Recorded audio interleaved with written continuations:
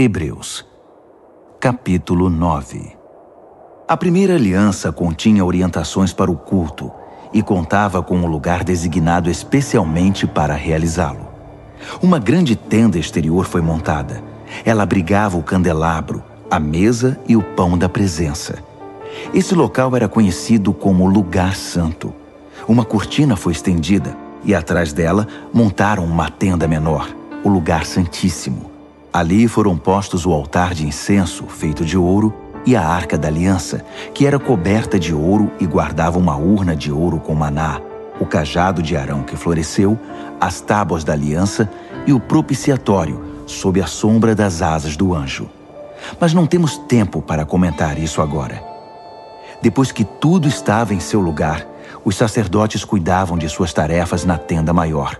Mas apenas o sacerdote principal entrava na tenda interior, a menor, e isso uma vez por ano, para oferecer um sacrifício de sangue pelos próprios pecados e pelos pecados acumulados do povo. Essa foi a maneira utilizada pelo Espírito Santo para mostrar, por meio de uma parábola visual, que enquanto a tenda maior existisse, o povo não poderia andar com Deus lado a lado. Nesse sistema, as oferendas e os sacrifícios não podem, de fato, chegar ao âmago da questão. Não podem acalmar a consciência das pessoas, pois estão limitadas a questões de ritual e comportamento. Trata-se essencialmente de um arranjo temporário, até que uma revisão completa pudesse ser feita.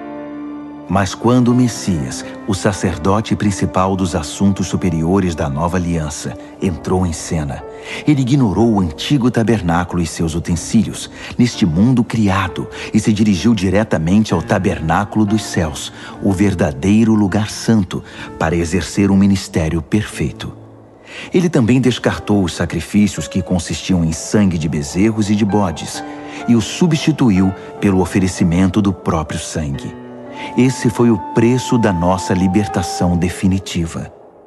Se o sangue de animais e outros rituais de purificação tiveram algum efeito positivo sobre nosso comportamento e nossa religião, imaginem quanto mais o sangue de Cristo é capaz de purificar nossa vida, por dentro e por fora.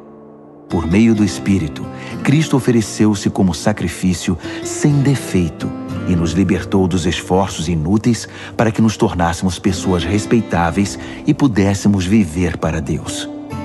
Assim como um testamento só tem efeito depois da morte de quem o fez, a nova aliança foi iniciada com a morte de Jesus.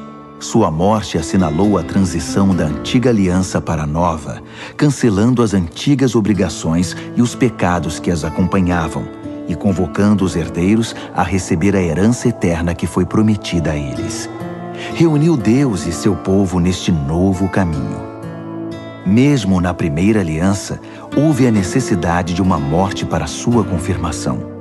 Depois de ler todos os termos da aliança da lei, o testamento de Deus, Moisés pegou o sangue dos animais sacrificados e, num gesto solene, aspergiu-o sobre o documento e sobre o povo, que era o beneficiário.